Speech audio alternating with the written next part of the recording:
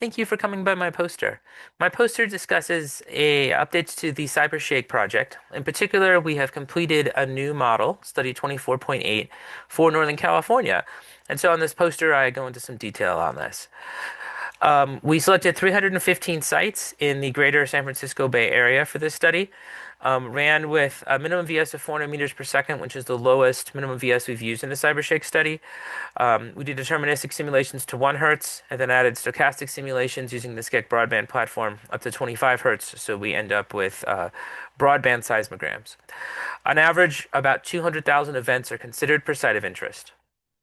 The velocity model for this study was constructed by tiling together 3 pre-existing models: the USGS's SFCVM model, which is kind of here in the greater San Francisco Bay Area. Down in this region, we used the CCO6 tomography model, and then up here we used a 1D model to help fill out the rectangle. In addition, we applied smoothing and a near-surface low-velocity taper to the top 700 meters to help to reduce what are otherwise unusually high velocities at the surface in some areas. And so this is a cross-section of the VS at 80 meters, which is 1 grid point depth in the model, so you can see some of the variability. We ran this study over a period of 45 days on 2 systems, one at Oak Ridge and one at the Texas Advanced Computing Center. We used Pegasus WMS and HT Condor workflow tools to help us manage the large number of jobs and the large data requirements of this work. We produced some new data products for CyberShake. A big one, is a vertical component seismogram. So we have 3 component seismograms now.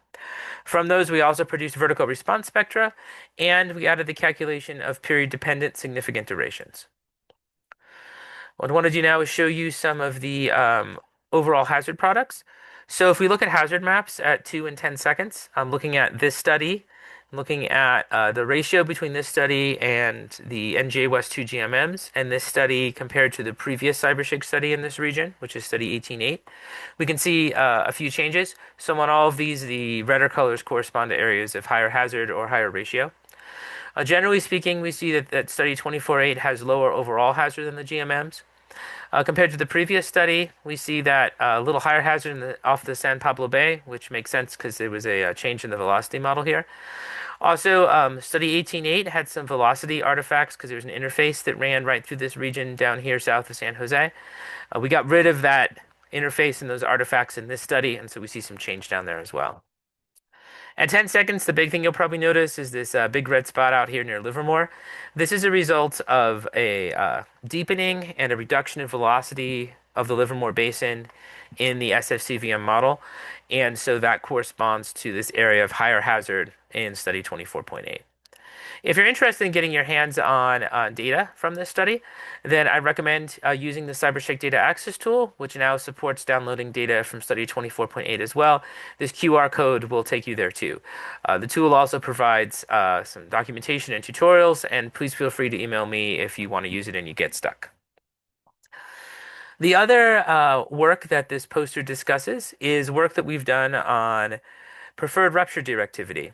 So by default, when we calculate PSHA hazard products like a curve, we assume that all of the hypocenters on a given rupture have the same probability. So we take the probability of the rupture, we divide it evenly over all the hypocenters. But we know that this may not be true for some rupture surfaces. It may be that ruptures are more likely to happen at one end of the fault than the other. So what we've done here is we've taken 2 fault sections. We've taken the Mojave section and the Coachella sections of the southern San Andreas. For the Mojave section, we said what happens if we increase the probability of hypocenters in the southeast that rupture toward the northwest. For Coachella, the other way, what if they start in the northwest and rupture towards the southeast? And so we've taken a look at hazard curves here at USC and PDE. And what we see is not much change here at short periods at 2 seconds, but we start to see some modifications here at 10 seconds. And so, we're going to continue to investigate this, look at different modifications or probabilities in different sites, and see how much changing rupture directivity changes the overall hazard. Well, thank you very much for coming by and listening to my poster. Please let me know if you have any questions, and feel free, to send me an email. I'd love to talk about this more with you. Thank you very much.